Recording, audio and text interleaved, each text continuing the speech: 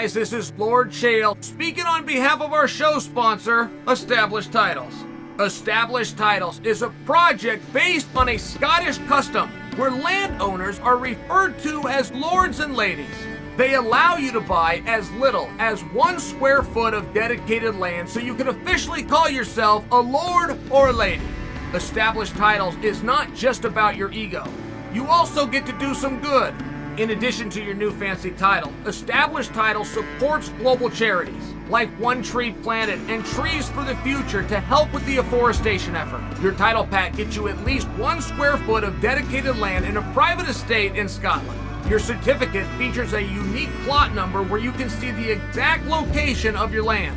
And right now, Established Titles is holding 200 plots of land right next to mine. So come join me in the Bad Guy Inc. Kingdom. Getting this certificate even allows you to officially change your name to Lord or Lady. Put it on your credit card, put it on your plane tickets, or if you're so inclined, put it on your dating profile. Makes for a great last-minute gift, and there's even couples packs that come with adjoining plots of land. Established Titles is having a great limited-time sale. Go to establishedtitles.com/Chael to save 10% off today. Remember to use the promo code Chael, or just click on the link below. MMA and judges, guys, where do you stand? I mean, I feel like that's a really fun topic. I personally enjoy it. Anytime people are judging people, it's not going to be fair. Anytime in life, you'll never find an example around that. It creates controversy. Controversy creates cash. So when I tell you I love the R system, I'm a guy sitting over here in a chair talking to a camera. I need things like this. But it is a topic that's been around for a while, and there are some decisions that come in that are flat baffling. That is true. Evander Holyfield and Lennox Lewis went to a draw, and nobody was put in handcuffs. Conor McGregor versus Floyd Mayweather. The crooked judges that were cheating and stealing for Floyd that night end up not having any egg on their face because the fight got stopped and it went the way that they were preparing it to go to. I mean, those are egregious. Those are disgusting.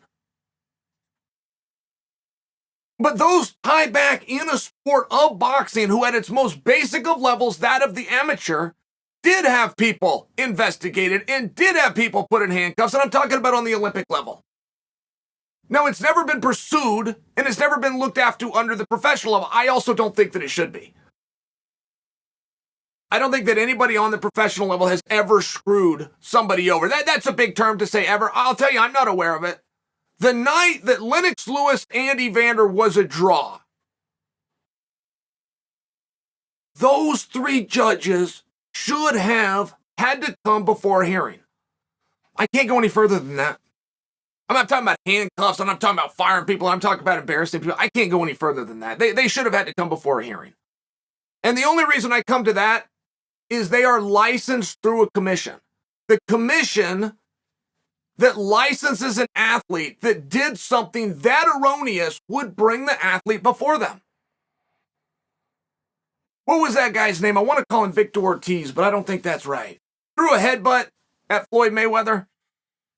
I don't believe that I got his name right. He threw a headbutt at Floyd Mayweather. They made him come before the commission before they would license him and let him move on. They just made him speak about it. They licensed him. They didn't hold him up. They charged him a $10,000 fine, but they spoke about it. They used an example. Hey, that's not what we do here.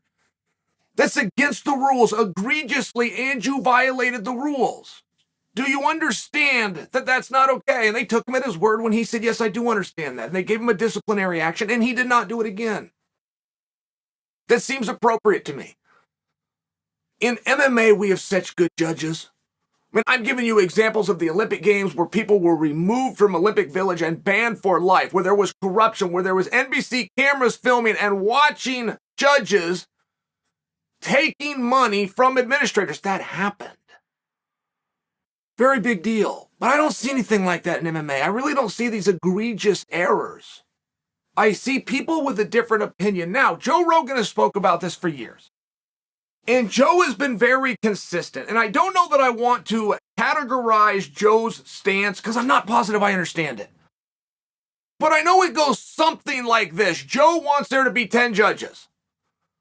Now, he spoke about this 3 days ago This was in the wake of and in light of Sean O'Malley winning a split decision over Peter Yan. That is what stirred this, but Joe went back to the 10 judges concept.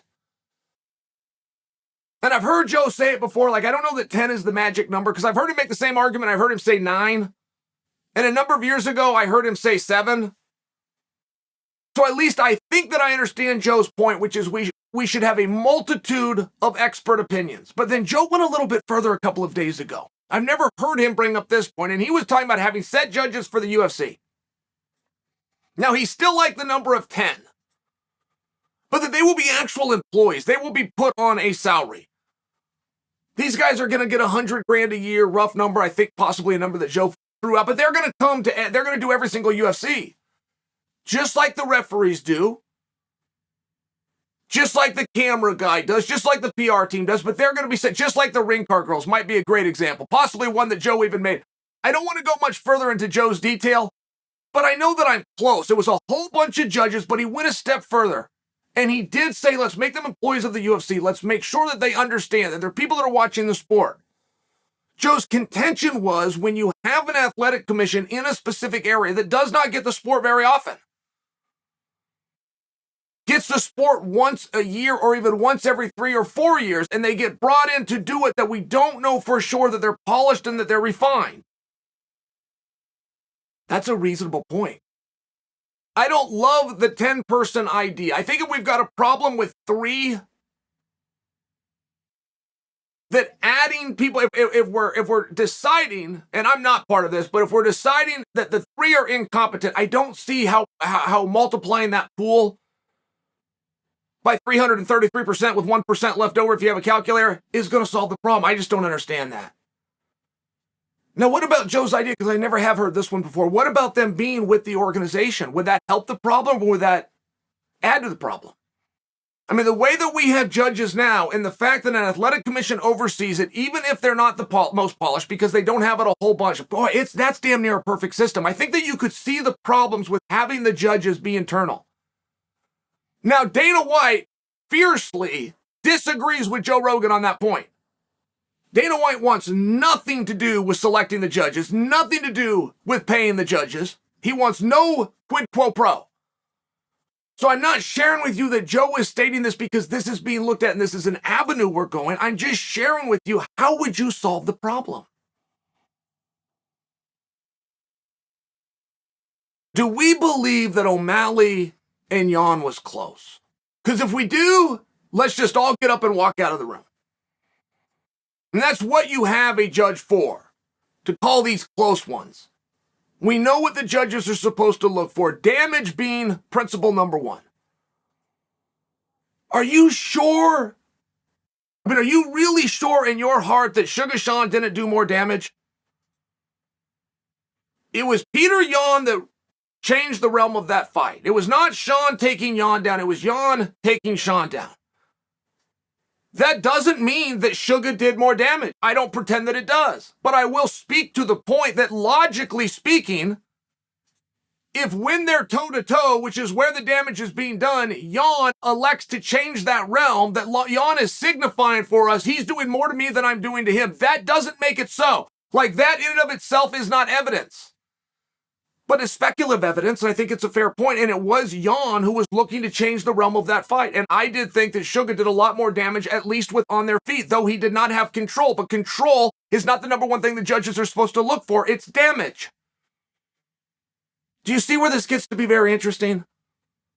That isn't the fight that you want to look to. Moreover, when you have a split decision, it is the opposing voice that has the explaining to do. If 3 experts sit down and 2 agree, it's the one that didn't agree that has the explaining to do. Perhaps that's wrong. Perhaps that's the part that we want to look at. I'm just sharing with you so you do understand how this works. When the cameras go off air and everybody gets behind the curtain, if you have 3 judges, the dissenting judge is the one that has to explain, yet it was the 2 judges that agreed that we don't agree with. Perhaps that's the part where we have to look. I mean, how many times have we heard, even just in culture, this was done by the book, but we don't agree with it? Well, maybe we need to change the book. I do think that there's a reason that you name names. Personally, I personally believe this. There used to be a time when we would say, and Judge Saul D'Amato, and Judge Douglas Crosby, and Judge Cecil P. We would name names. I thought for a level of checks and balances, I thought that was a little bit better. I do. That's a personal belief.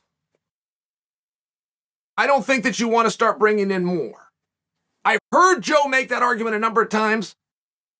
I don't understand why. If we've got a flaw right here, why would we want to accentuate it? Nowhere else in life would we want to do that, right? Like if you had a speck of cancer, you don't then want more cancer. If you had a day of being hungry, you don't then want a week of being. I've never understood the concept. But the suggestion of bringing them and making them employees, what do you think of that? So they come around, now they're fresh, they're polished. What do you think of that? I think that I see a lot of problems. And I think if you're not seeing the correlation that I'm trying to make by having actual employees that travel as judges and the correlation that I'm making, that when you have three opinions, the one dissenting is the skunk at the garden party. The other two don't have to explain because now they got backup. There's power in numbers. But what would happen if you named names? What would happen if you brought it to everybody's attention? Would that make things better? I think we're in a pretty damn good spot right now. I really don't know of a sport that's... But I have brought you great examples. Lennox Lewis versus Evander was a draw. Nothing happened there. That's not right. Conor McGregor getting set up to lose to Floyd. Nothing happened there. That's not right. What would happen to my next suggestion? If you had a very bizarre call that is simply not what happened, it was simply fiction, do we chalk it up to a bad night? Do we bring you before the commission? It's what they would do to the athlete. It's what they would do to the promoter. It's just a suggestion. What do you think?